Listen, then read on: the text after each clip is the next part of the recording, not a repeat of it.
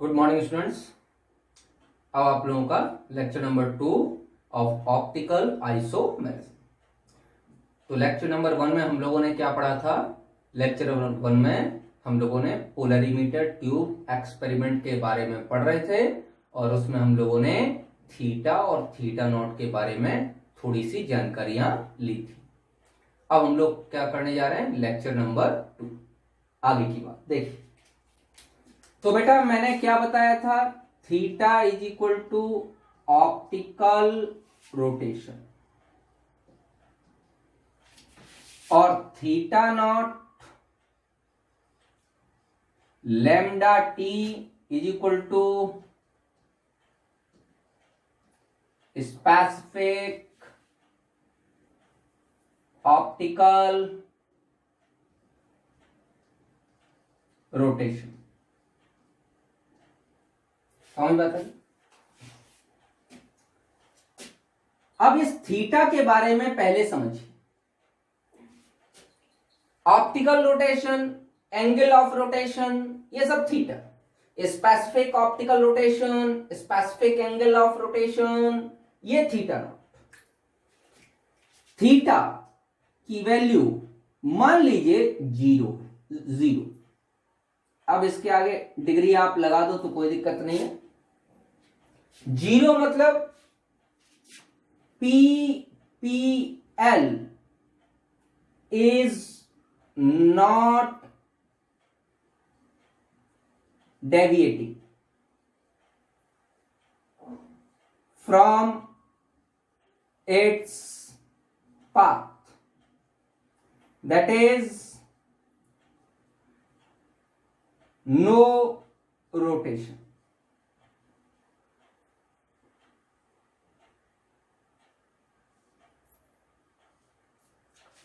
कौन सा रोटेशन? दो ही मैंने बताए थे, या तो plane polarised light clockwise rotate करेगी या एंटी क्लॉकवाइज रोटेट करेगी। तो इसका मतलब प्लेन पोलराइट बिल्कुल सीधी निकल जाती। किस में से निकल जाती है? Polarimeter tube. जो एपरेटस था उस एपरेटस का क्या नाम था? Polarimeter tube. मान लीजिए theta is equal to +15 degree, मतलब पॉजिटिव।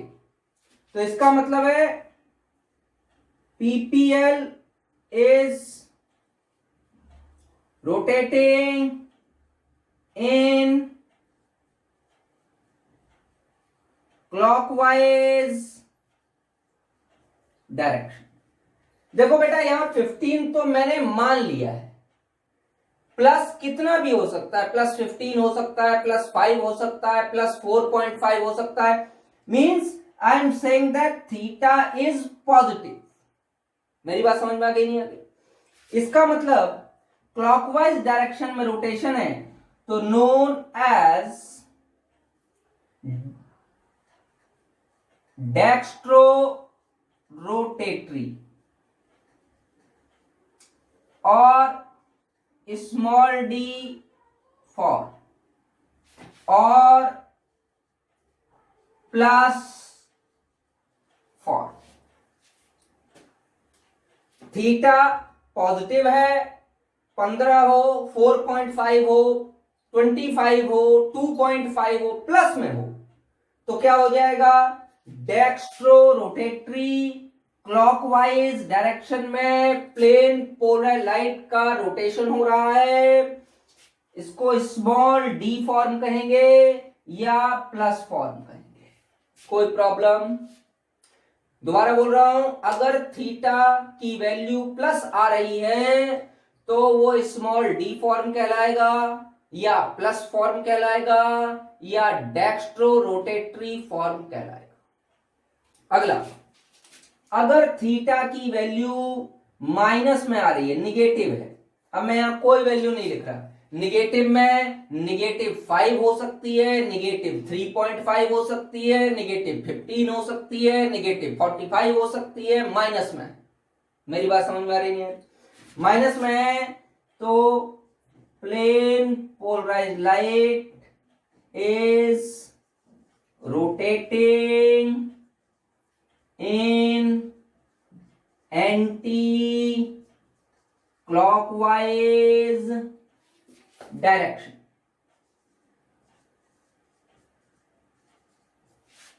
अगर एंटी क्लॉकवाइज डायरेक्शन में रोटेट कर रही है तो बेटे नोन एज लिबो रोटेटरी। क्या कहते हैं इसे? लिबो रोटेटरी। और स्मॉल एल फॉर्म और minus form.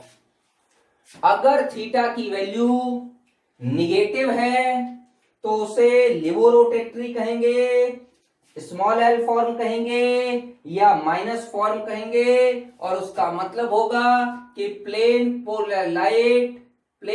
Polarised light is rotating in anti clockwise direction. तो पहला हो गया, जीरो है तो नो रोटेशन, पॉजिटिव है तो क्लॉकवाइज रोटेशन, और निगेटिव है तो एंटी क्लॉकवाइज रोटेशन। जीरो है तो यहां पे लिखूंगा मैं, जीरो का मतलब है compound is optically inactive. Compound optically inactive. और अगर प्लस या माइनस है तो उस केस में मैं लिखूंगा इन दोनों के लिए कंपाउंड इज ऑप्टिकली एक्टिव। ध्यान देंगे बेटे, अगर थीटा की वैल्यू जीरो है मतलब प्लेन पोलर लाइट में कोई डेविएशन नहीं हो रहा, स्ट्रेट चली जा रही है, ऑब्जर्वर को कोई डेविएशन नहीं दिखाई दे रहा, तो कंपाउंड ऑप्टिकली इनएक्टिव है। अगर थीटा की वैल्यू पॉजिटिव है या थीटा की वैल्यू निगेटिव है, इन दोनों केसेस में compound is optically active. Means if the plane polar light is rotating in clockwise direction or in anti-clockwise direction, then compound is optically active. And if there is no rotation is seen by the observer in the after the polarimeter tube experiment, then the compound is optically inactive. बात समझ में आ गई? अब जरा ध्यान से देखिए, दूसरा केस क्या था? दूसरा केस हमारा था theta nought. Theta nought specific angle of rotation, specific optical rotation, कुछ भी कह सकते हैं। थीटा जो था वो डायरेक्टली प्रोपोर्शनल था एल इंटू सी के। Theta nought independent of L and C. L क्या था? Length of the polarimeter tube used in decimetre, unit ध्यान रखिएगा। और सी क्या था? Concentration of the solution in gram per ML. यहां पर थीटा नॉट लैम्डा टी, तो थीटा नॉट में पहली बात तो theta not lambda T independent of L and C. What is L? Length of the polarimeter tube. What is C? C is the concentration in gram per ml. It depends upon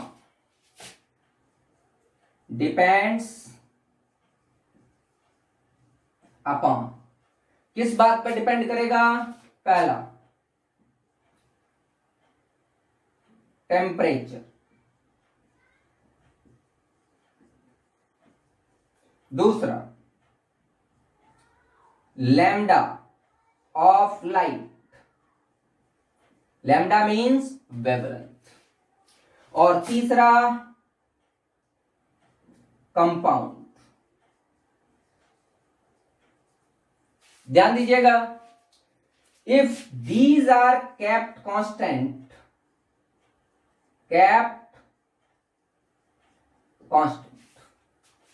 बेटा ध्यान से देखिए, theta nought depends upon temperature, wavelength of light, and if temperature and wavelength of light are kept constant, then it will depend upon compound. इसका मतलब specific angle of rotation is not the factor of L and C. Specific angle of rotation L और C का factor नहीं है, वो इस पर depend नहीं करता है। वो किस बात पे डिपेंड करता है? टेम्परेचर T देख रहे हो, lambda of light wavelength lambda पे डिपेंड कर रहा है, और लैम्डा और टेम्परेचर दोनों सेम है, तो जो कंपाउंड आपने यूज किया है उस कंपाउंड पर डिपेंड करेगा। मतलब अगर आप पोलरीमीटर ट्यूब की लंबाई बढ़ा दोगे या उसी कंपाउंड का कंसंट्रेशन बढ़ा दोगे या उस कंपाउंड का कंसंट्रेशन डिक्रीज कर दोगे तो भी थीटा नॉट पर कोई फर्क नहीं पड़ेगा। लेकिन अगर आपने एल और सी में कोई डिफरेंस क्रिएट किया तो थीटा चेंज होगा। Angle of rotation is the function of L and C, while the specific angle of rotation, specific optical rotation is not the function of L and C. इसको उतारिए, आगे बताता हूं।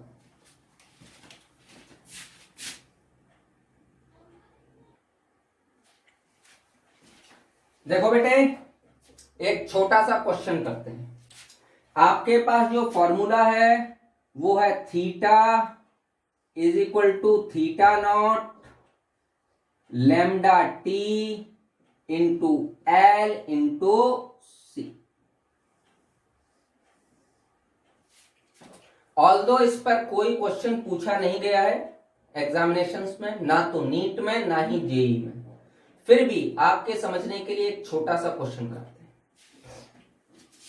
Question number 1, मान लीजिए एक polarimeter tube है, this is a tube. मैं कह देता हूं इसकी जो लेंथ है L that is equal to 10 centimetre, ठीक है। इस 10 सेंटीमीटर लेंथ में का पोलरीमीटर ट्यूब है और इसके अंदर एक सॉल्यूशन भरा गया है, किसका? बता देता हूं, 9 gram of an optically active compound having theta is equal to plus 4.5 degree, volume of solution is equal to 50 ml। मैं मान लेता हूं कि ऑप्टिकली एक्टिव कंपाउंड में क्लोरोफॉर्म भरा गया है, ठीक है ना। तो 9 ग्राम ऑप्टिकली एक्टिव कंपाउंड लिया और क्लोरोफॉर्म डाल के उसे मिला लिया, और जो सॉल्यूशन है उसका वॉल्यूम दिया गया 50 ml। Theta optical rotation plus 4.5 degree. बेटा प्लस का क्या मतलब है? प्लस का मतलब है the compound is optically active and is dextrorotatory. समझ में आता है? आपसे क्वेश्चन पूछा गया है कि find theta naught lambda T. समझ में आता है नहीं? लैम्डा टी के बारे में कुछ नहीं बताया गया है, जो लाइट की लैम्डा है वो है और नॉर्मल टेम्परेचर पे किया गया, उससे हमसे कोई लेना देना नहीं। अगर नहीं बताया गया हमें थीटा नॉट की value specific angle of rotation निकालना है। देखो बेटा, सॉल्यूशन ऑफ द क्वेश्चन, क्या सॉल्यूशन है? हमारे पास फॉर्मूला है थीटा बराबर theta not lambda T into L into C. Theta nought निकालना है, थीटा दिया गया है प्लस 4.5, हमें थीटा नॉट लैम्डा टी निकालना। L is 10 centimetre. मैंने आपको क्या बताया था? एल डेसीमीटर में रखेंगे तो 10 centimetre is equal to 1 decimetre और नॉट? तो L की वैल्यू तो 1 डेसीमीटर होगी into C. What is C? C is in gram per ml, L is in decimetre. तो ग्राम पर ml कंसंट्रेशन निकालना है, 9 ग्राम ऑप्टिकली एक्टिव कंपाउंड है upon ml, 9/50। Volume दी गई है 50 ml, तो यहां क्या हो जाएगा 9/50। बोलो भैया कैलकुलेट। हाँ तो क्या हो गया बेटा, ये आ जाएगा +4.5 into 50/9 is equal to theta not lambda T. इसको बेटा कैलकुलेट कर लो तो 0.5, तो ये theta not lambda T is equal to +25 degree. तो आपके पास क्या आ गया बेटा, specific angle of rotation theta not lambda T is equal to +25 degree आपके पास आ गया। तो इस तरीके का क्वेश्चन पूछा जा सकता है। देखो मैं एक क्वेश्चन और बताता हूं इसी में थोड़ा सा चेंज करके, 5 सेकंड्स का टाइम दे रहा हूं, पॉज करके लिखो, मैं दूसरा बताता हूं, ठीक है। देखिए बेटे मैं इस क्वेश्चन में कुछ चेंज कर रहा हूं। ये 4.5 डिग्री हटा देता हूं, यहां वैल्यू हमको दी गई है। तो question number second, theta naught lambda T कितना निकल आया हमारा, या तो इसको भी निकाल लेते हैं, चलो ये भी नहीं दिया गया, ये मैं कहता हूं दोनों ही निकाल लें। मेरी बात समझ में आ रही। और कह रहा है कि volume of the solution 50 ml से 100 ml कर दिया। क्वेश्चन दोबारा से समझा रहा हूं, समझो। कह रहा है length of the polarimeter tube is 10 centimetre, but now the volume of solution becomes 100 ml.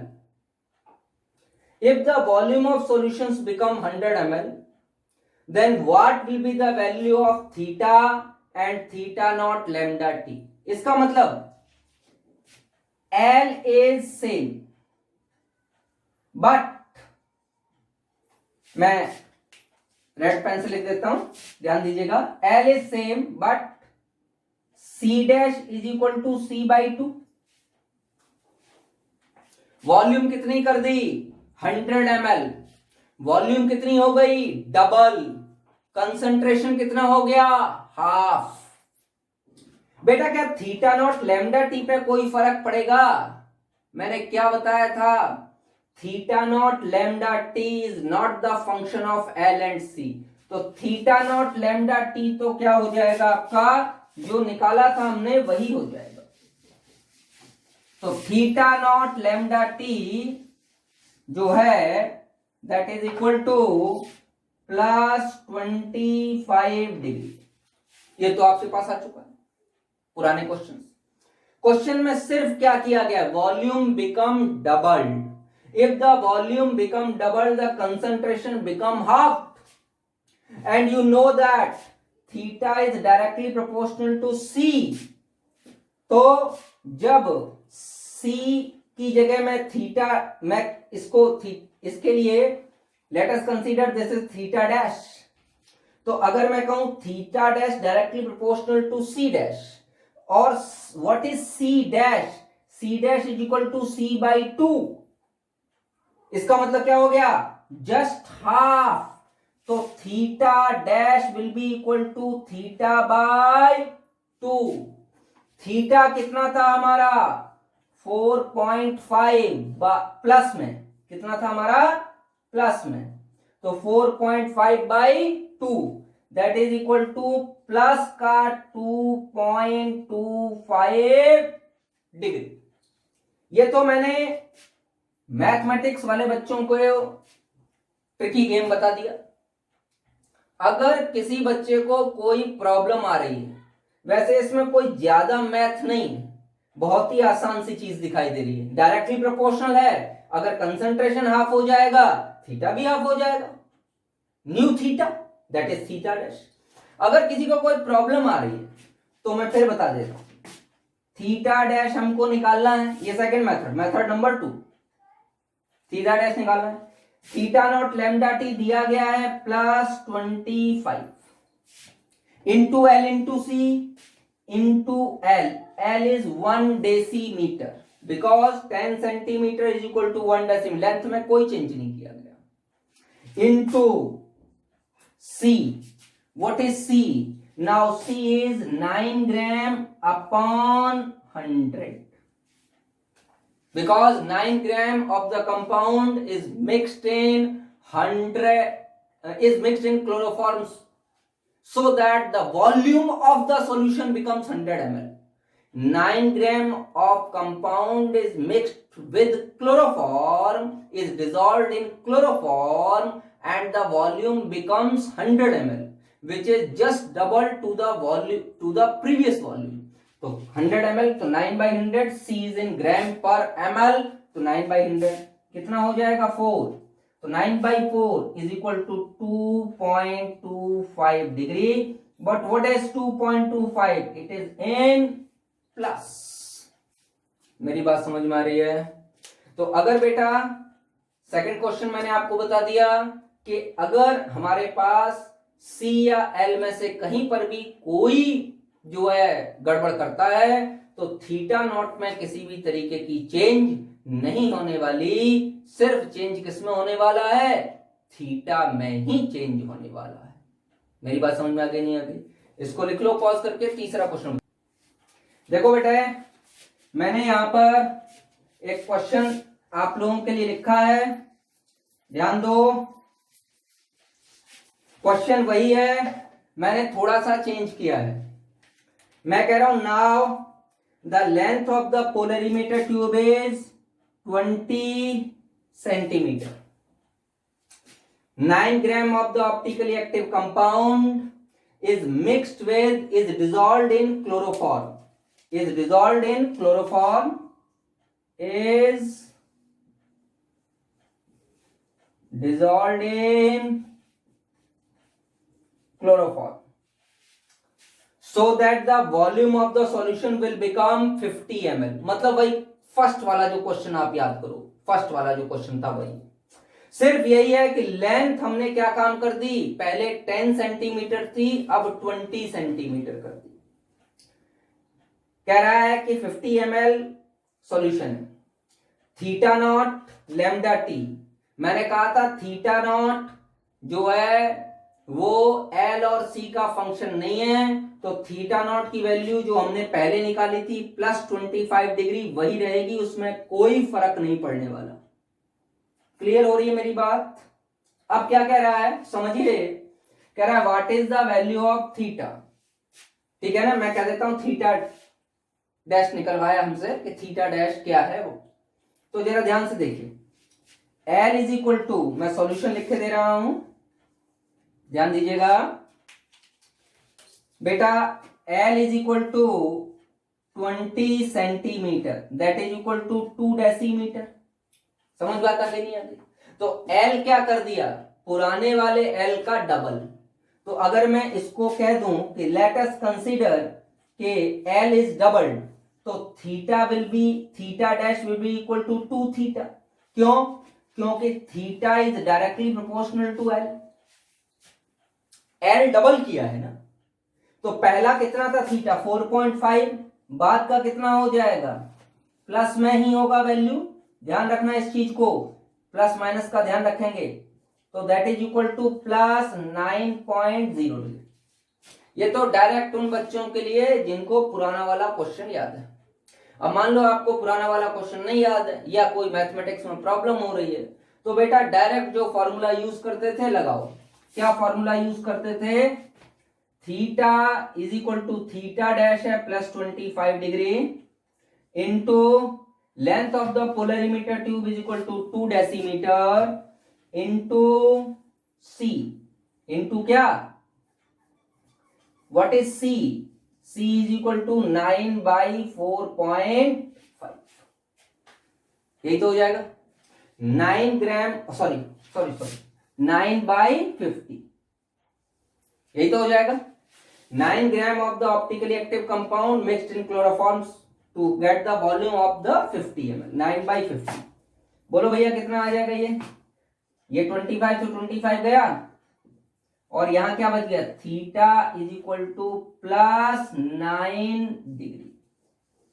तो डायरेक्ट थीटा बराबर theta not lambda T into L into C लगा के भी निकाल सकते हो। बच्चे ये 3 क्वेश्चंस मैंने आपको समझाए। इन क्वेश्चंस में कुछ भी नहीं है, फिलहाल इस तरह के क्वेश्चंस पूछे नहीं गए, लेकिन फिर भी you must have the knowledge of the calculation about the theta. What is the polarimeter tube experiment? इन पहले 2 लेक्चर्स में मैंने आपको पोलरीमीटर ट्यूब एक्सपेरिमेंट के बारे में ही समझाया है। मेरी बात समझ में आ गई? तो ये पोलरीमीटर ट्यूब एक्सपेरिमेंट्स हैं जिनसे हम लोग थीटा और थीटा नॉट की वैल्यू कैलकुलेट कर सकते हैं। नेक्स्ट आपको अगले वीडियो में बताऊंगा। तब तक के लिए गुड बाय।